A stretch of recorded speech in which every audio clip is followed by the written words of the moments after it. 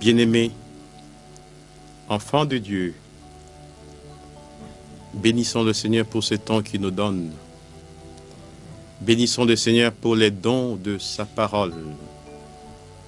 La manne qui descend du ciel, Jésus qui nous dit dans l'évangile de Matthieu chapitre 4, verset 4, « L'homme ne vit pas de pain seulement, mais de toute parole qui sort de la bouche de Dieu. » Oh, cette parole de Jésus.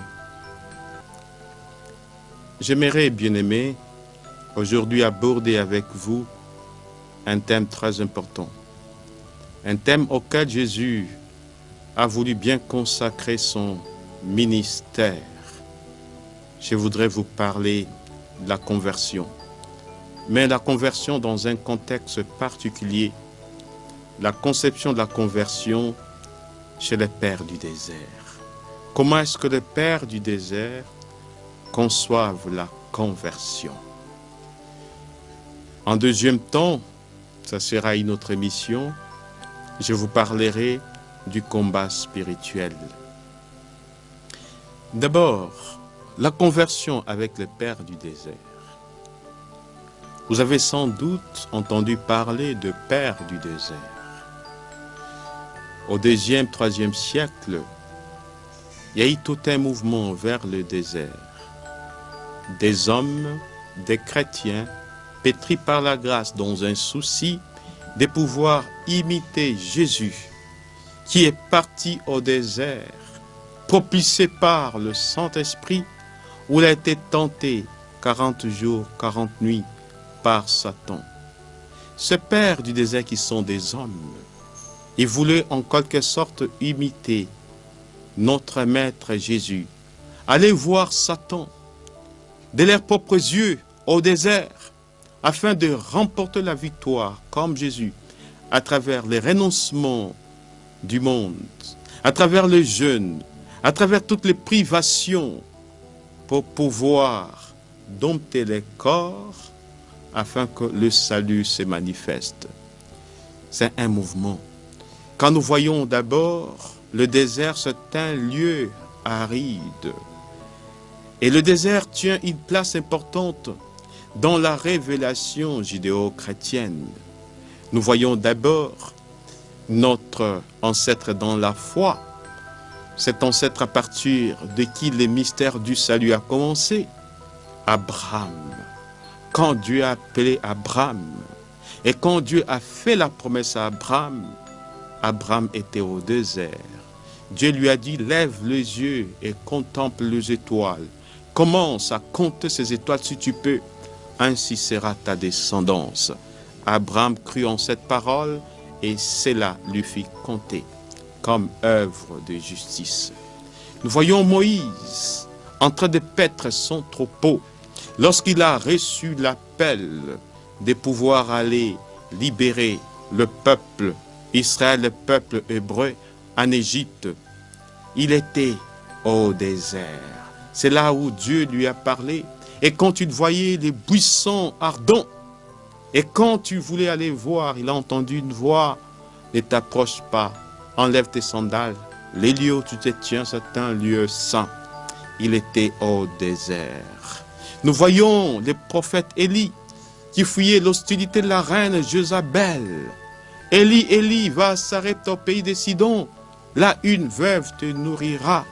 Et quand Élie est allé rencontrer Dieu, c'était au désert, sur le mont Horeb, d'après d'autres traductions, sur le mont Carmel, où il s'était caché dans une caverne. Nous voyons dans la vie de Jésus, quand Jésus a reçu le baptême, tel que c'est rapporté par Saint Luc, l'Esprit Saint est descendu sur lui sous la forme d'une colombe. Il a propulsé au désert où il doit être tenté. Et voyez, le mot désert, en hébreu, midbar, midbar. Il y a des mots. Mi, ça signifie provenance. C'est la première signification. La deuxième signification, mi, signifie aussi qui. Davar, en hébreu, ça signifie parole. Étymologiquement, on peut définir le désert comme le lieu de la providence de la parole. Ou qui parle au désert. Alors nous voyons, quand tu es au désert, tu es complètement dépouillé. Au désert, il n'y a pas d'arbres, il n'y a pas d'habitation, il n'y a pas d'hommes, il y a des animaux. Il y a des animaux féroces, il y a une chaleur, il fait excessivement chaud au désert. Alors voyez, Jésus va maintenant au désert où il doit être tenté. Alors le Père de l'Église vont imiter Jésus en allant aussi au désert, où ils vont vivre des années et des années dans la prière et l'écoute de la parole de Dieu. Dans la prière et l'écoute de la parole de Dieu. Voilà les désarmes efficaces, les désarmes spirituels contre les forces du mal, la prière et la parole de Dieu. Alors, je vais vous parler maintenant de la conversion selon les pères du désert. Les mots conversion, d'abord, en grec, métanoïa. Ça signifie la transformation. On pourrait dire, nous sommes appelés à une transformation profonde, une transformation intérieure. Notre vie doit être transformée. Et quand nous regardons d'abord sur le plan naturel, nous sommes en perpétuelle transformation. Nous naissons. D'abord, nous sommes conçus. Nous évoluons. Nous naissons. Nous sommes des bébés. Nous devenons des enfants. Nous devenons notre vie. D'abord, sur le plan naturel, nous montre que nous sommes deux êtres en voie de transformation. Maintenant, sur le plan spirituel, la transformation s'opère. Ce passage d'une forme à une autre. À quelle forme que nous avons? Quelle forme spirituelle que nous avons? Quand l'apôtre Paul nous dit, Galates 4, 19, « Mes enfants, vous que j'enfante à nouveau dans la douleur, jusqu'à ce que le Christ soit formé au-dedans de vous. » La transformation intérieure. Alors, le but de la transformation, le but final, c'est prendre la forme de Jésus.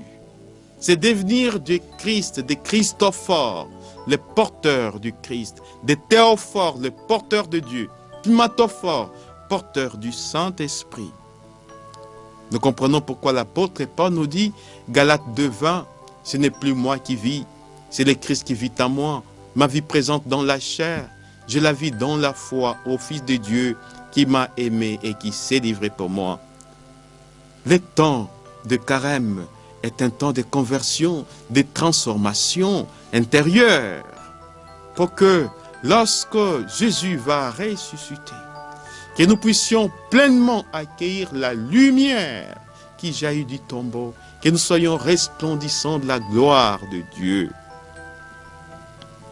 En hébreu, le terme conversion signifie teshuva. Teshuva, ça signifie un retour sans cesse vers le cœur de Dieu. Et très souvent, nous sommes éloignés. Nous sommes loin de Dieu. Et Dieu veut que nous puissions nous rapprocher de son cœur. Qu'est-ce qui nous éloigne de la présence de Dieu? Bien-aimés, c'est notre péché. Chaque fois quand je pêche, je m'éloigne petit à petit. Et quand je m'habitue à pécher, c'est le péché qui m'éloigne. Et quand je me convertis, ce processus sans cesse, je reviens. C'est les cris de l'enfant prodigue. Combien d'ouvriers ont du pain chez mon Père, tandis que moi je meurs de faim. Oui, je me lèverai et j'irai vers mon Père. C'est ce retour. Dans les mots teshuva, il y a le mot shuva. Shuva, c'est la réponse. Dans la conception biblique, chaque péché est en quelque sorte une question. Quand je pêche, c'est comme si Dieu me pose une question. Et nous trouvons cette question dans les livres de la Genèse, quand Dieu a posé, après sa chute, a posé cette question à Adam. Adam, où es-tu? C'était après les péchés d'Adam. Voilà la question que Dieu nous pose quand nous péchons, quand nous nous détournons de sa présence. Où es-tu? Où es-tu, mon fils? Où es-tu, mon enfant? Parce que Dieu veut nous voir à côté de lui. Quelle est la réponse que nous donnons? Notre réponse, ça doit être la conversion. C'est pour cela que c'est Chouva. Nous devons retourner, comme disent les prophètes. Fais-nous revenir à toi, Seigneur, et nous reviendrons de tout notre cœur. Nous devons sans cesse retourner vers la maison de Dieu le Père. Oh bien-aimé, qu'il est beau de retourner vers son Père. Qu'il est beau de retourner de tout notre cœur. Qu'il est beau de dire non au péché, non à la corruption, non à la tricherie, non au vol, non à la prostitution, non à la fornication. Et dire oui à la grâce comme la Vierge Marie. Et si nous disons oui à la grâce, nous nous rapprochons du trône de miséricorde, du trône de la grâce que le cœur ouvert de Jésus. Le Père du désert nous présente 5 étapes de la conversion. La première étape, c'est ce que nous appelons la componction. Componction, ce n'est rien d'autre que pleurer nos péchés. Et nous devions demander cette grâce de pleurer nos péchés. Et le Père de l'Église, le Père du désert plutôt, qui ont été dans le désert des années, il y en a qui avaient reçu cette grâce. Ils se recueillaient et pleuraient leurs péchés. Ils pleuraient les péchés du monde. La grâce de la componction, il y a la grâce de l'intercession. Quand je pleure mes péchés, je ne pleure pas tout simplement mes péchés, mais je pleure aussi le péché du monde. Et j'intercède pour le monde, afin que la miséricorde de Dieu, la compassion de Dieu descende sur l'humanité, car ce qui sauve le monde, ce n'est pas la justice, ce n'est pas la loi, ce n'est pas l'argent, ce n'est pas la richesse, c'est la miséricorde de Dieu qui sauve le monde. Et quand l'âme se met à pleurer sur son péché, alors le Dieu que nous prions, il s'est défini comme le Dieu lent à la colère, plein d'amour, le Dieu plein de compassion qui nous fait miséricorde. Cette componction, c'est cette grâce qu'avait reçue Marie-Madeleine lorsqu'elle est partie au tombeau. Elle était en train de pleurer son maître. Saints anges de Dieu, où a-t-on mis le corps de mon maître? Ami jardinier, où a-t-on mis? Elle pleurait à la recherche. C'est la grâce de la componction. Oh, cette grâce de componction, c'est cette grâce-là de Marie-Madeleine. La veille de la passion de notre Seigneur Jésus-Christ, avec ses longs cheveux, elle pleurait, elle essuyait les pieds de son Seigneur avec ses longs cheveux. Oh, cette grâce de componction, c'est la grâce de la femme adultère, qui est à la rencontre de Jésus. Jésus lui a fait miséricorde. Femme, qui t'a condamné? Personne. Va et ne pêche plus. Oh, cette grâce de componction, c'est la grâce de ces publicains dans les temples, qui, conscient de son péché, il se tape la poitrine en disant « Seigneur, prends pitié de moi ». Oh, c'est la grâce que je demande pour chacun d'entre nous en ces temps de carême. Et le Père de l'Église présente comme première étape cette componction. La deuxième étape dans les mouvements de conversion, c'est le renoncement. Ah, quand je pleure mon péché, je reçois aussi la grâce de renoncement. Renoncer au mal, renoncer à quelque chose qui pourrait peut-être m'éloigner de Dieu, mais renoncer aussi aux richesses qui constituent un obstacle pour moi. Renoncer à des futilités. Il y a tout un tas de choses auxquelles nous pouvons renoncer. Et quand je renonce, je laisse seul Jésus au centre de ma vie. Jésus devient mon Seigneur, mon maître, c'est-à-dire le roi. C'est celui qui règne sur moi. Alors quand je renonce à tout, quelle est ma priorité? c'est le royaume de Dieu. Et c'est ce que Jésus nous a dit. Cherchez en premier lieu le royaume de Dieu et toute chose vous sera donnée en surcroît, en surabondance. La grâce de renoncement. Et quand nous regardons aujourd'hui, les hommes sont tellement attachés à des biens, attachés à des valeurs qui sont passagères. Nous sommes tous des passants et des pèlerins. Rien ne pourra nous amener au ciel. Nous n'avons rien à porter dans ce monde, bien-aimés, et nous n'emporterons rien. La troisième étape, c'est l'humilité. L'humilité. L'apôtre Paul nous parle de des sortes d'humilité. Considérez d'abord que tout ce qui nous arrive dans la vie est l'expression de la volonté de Dieu.